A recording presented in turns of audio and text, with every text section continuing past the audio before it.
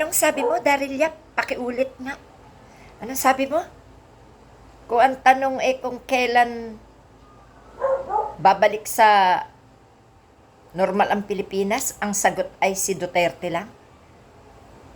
Ikaw ngang leche ka, wag kang gawa ng kasinungalingan, ha. Wag mong nilalaso ng utak ng mga Pilipino, ha. Para lang ang mga Duterte mo makapagpatuloy dito sa Pilipinas.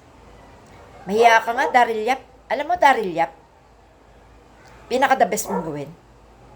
Kung gusto mo makasama mga Duterte, at kung gusto mong pamahalaan ka ng mga Duterte, yayain mo silang lumayas ng Pilipinas. Sumama ka, maghanap kayo ng sarili nyong bansa, gumawa kayo ng sarili nyong bansa, mag-ambag-ambag kayo, bumili kayo ng sarili nyong bansa, at doon mo pamahalain yang iyong berdugong amo at yang sinungaling mong lustador mong ate. No? Yayain mo. Lumayas kayo ng Pilipinas. Huwag ka dito manlaso ng isip ng mga tao dahil hindi natatanggapin ng mga Duterte ng mga Pilipino. Pati kayo ng mga sumasamba sa mga Duterte, hindi kayo matatanggap ng mga Pilipino. Marami naman kayo 32 million kayo, di ba? Sabi nyo. Pinagyayabang nyo yung 32 million na botante ng mga Duterte. Hakutin nyo. Pumunta kayo sa Kalawakan. Maghanap kayo doon ng magiging bansa nyo. Doon kayo maging sinungaling, doon kayo gumawa ng kwento, doon kayo pumatay ng mga kasama nyo, doon kayo maging mamamatay tao, doon kayo magnakaw, doon kayo maging magnanakaw, doon kayo maghasik ng kasalutan, doon kayo maghasik ng lagim, doon kayo maghasik ng kayabangan. Sino maniniwala sa'yo?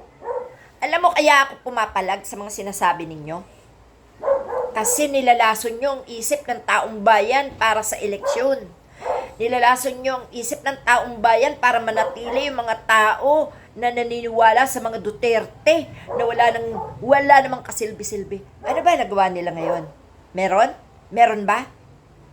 Ikaw, Daryl Yap, palibhasa, mga desperado na kayo. Palibhasa, may impeach na yung ate Sara mo Ha? Palibhasa, sinusukat talaga ng buong Pilipinas yung mga Duterte. Huwag kang gagawa ng anumang salita na i-encourage mo pa ang mga Pilipino para magtiwala pa sa mga Duterte. Wala na. At narito kami para kontrahin lahat ng kasinungalingan ninyo. No? Ano? Ha? Huwag kang tatanga-tanga. Daryl Yap, huwag kang tatanga-tanga. No? Sasabi mo, ang sagot lang ay ang mga Duterte kung gusto uling manatiling maayos ang Pilipinas. Ulul, ginulo ng mga Duterte ang Pilipinas. Kaya pati ang mga utak nyo, gulo-gulo. No? Palibhasa. Napalamon yata kayo ng matinding gayuman ng mga Duterte, kaya pati mga utak nyo natuyot na. Mga bobo, mga tanga. Lang yato. Kan sinungaling kumapagawa ng kwento Huwag kang nang brainwashing ng utak ng tao Santado to.